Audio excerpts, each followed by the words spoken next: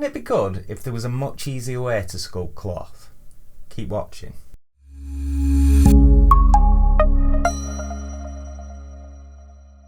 Hello boys and girls, my name is Danny Mac, and in this tutorial we're going to really simplify the process of sculpting cloth in Zbrush. The problem with sculpting cloth from scratch is that it takes a long time to get it to look realistic, but it does allow you a lot of control over the design of the folds. The problem with simulating cloth with an app such as Marvelous Designer is, well, first of all, it can get quite expensive and takes time to learn. But you also hand over a lot of control of the design to the simulation. It does, however, create incredibly realistic results.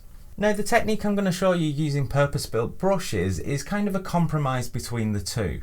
You're not sculpting the folds from scratch, but you're also not handing over full control over the design of the folds to the software. Now, before we jump into it, I just want to thank Andrew Price, also known as Blender Guru. Even if you don't use Blender, there's a good chance you've heard of him, for sponsoring this video and letting me choose 5 of his brushes, which he's kindly giving you for free, so you can follow along with this tutorial. Let's jump into it. So the first thing you want to do is grab the brushes using the link in the description, and what I did was drop them into my brush presets folder so that they load whenever Zbrush loads, and I'll show you where that is now.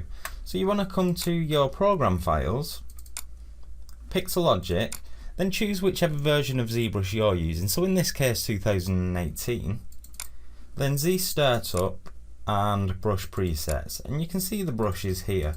Notice that they all begin with the letter B, and that's important in Zbrush because it means if I press B to open up my brush panel and then B again because that's the letter they begin with, this is where you'll find them. And if you hover over it, you'll notice that you get a preview up here of what the brush is going to look like.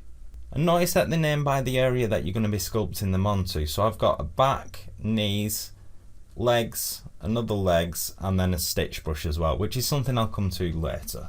Now, before we start going crazy adding folds, it's a good idea to first store a morph target, and what a morph target essentially does is save the mesh in its current state, so that when you come to adding folds, if you want to sort of pull it back a little bit or even increase the stroke, you can do that just by using a slider, or you can pull out a morph brush and pull back certain parts of the fold so you're not restricted to the exact shape of the brush. I'll show you what I mean. So if I come here to morph target and click store empty, then I'll make a stroke onto my mesh. So I'll go to my brush menu, I'll press BB, and there's 2 leg brushes to choose from. So there's brush fabric clothing legs 1 or legs 2, and I'll just click on the first one.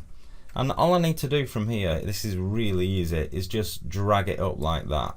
And that's looking a bit extreme, so I'll just turn the intensity down. Do bear in mind though, she has got particularly thick thighs anyway. This model is based off of Julia Vins.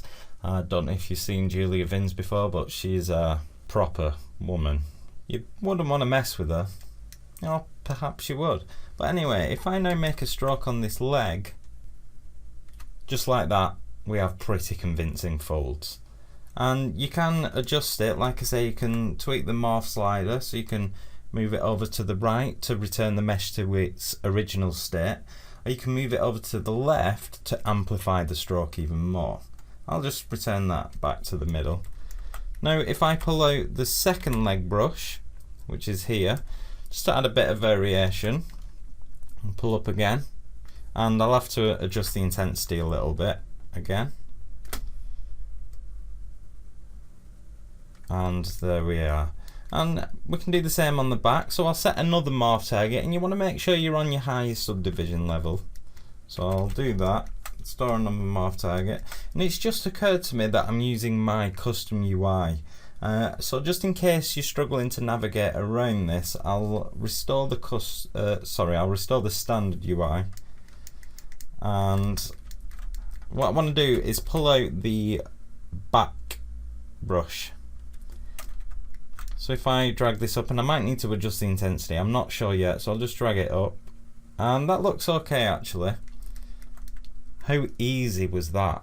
So easy. And like, this is just the start. Like I say, you can pull out your morph brush, so if I press BMO, and in fact I'll show you that, if I press BM, it's just this morph brush here, And you can use this to, if I drop the intensity down, oh, it's already quite low. I can pull back specific parts of this, and I'm going to have to turn RGB off. And just pull back specific parts of this, so you're not restricted to the shape that's given you by the brush. You can always tweak it later, but I'll just undo out of that.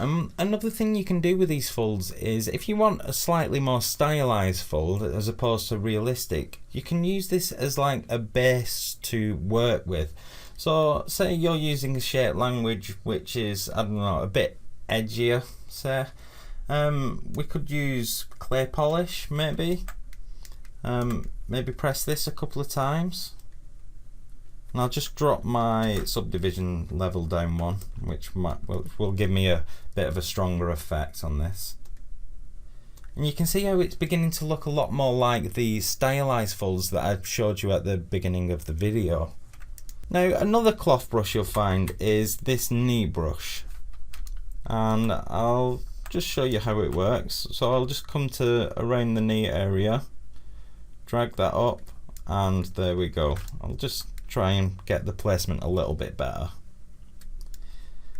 And again, you can play with the intensity. And something I've just realized is that a lot of these brushes, you can add variation just by the direction you make the stroke. So with these legs, if I just pull back out the leg brush, if I drag upwards, it's going to give me a slightly different result to if I drag downwards. So you're adding a little bit of variation there. But with something like the knee, it's designed in a way to only work if you drag it upwards. So I'll demonstrate that. So that's how it looks now. It looks like it's sort of falling from where your knee would be. But if I drag downwards, it's kind of going in the wrong direction. I suppose you could make something from that, but that's just something to bear in mind.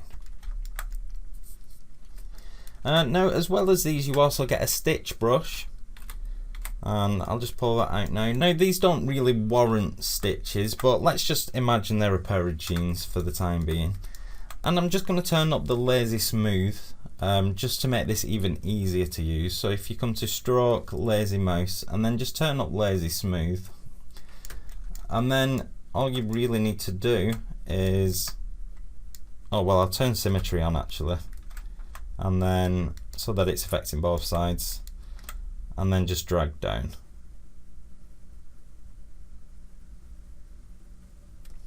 And just like that, you have stitches. And look how quickly our mesh has gone from this to this. And I'm not trying to say this is a finished result by any stretch of the imagination, it isn't, but what I want you to notice is just how quickly I've got here. If I was using a standard sculpting tools, it would take me a lot longer. Even just to get these little lines can take quite a while to do. So again, grab the brushes using the link below and just have a little play around with them. And I would honestly recommend, if you can afford it, checking out the ton of variations on these brushes at polygon.com. And they're not just restricted to clothing folds either. There's all sorts like towel folds, pillow folds, couch folds, bedsheet folds, all these different stitches. And I've now incorporated these into my workflow, and it's massively sped things up. If you enjoyed this tutorial, please like, comment, share and subscribe, and let me know how you get on with the brushes. Peace.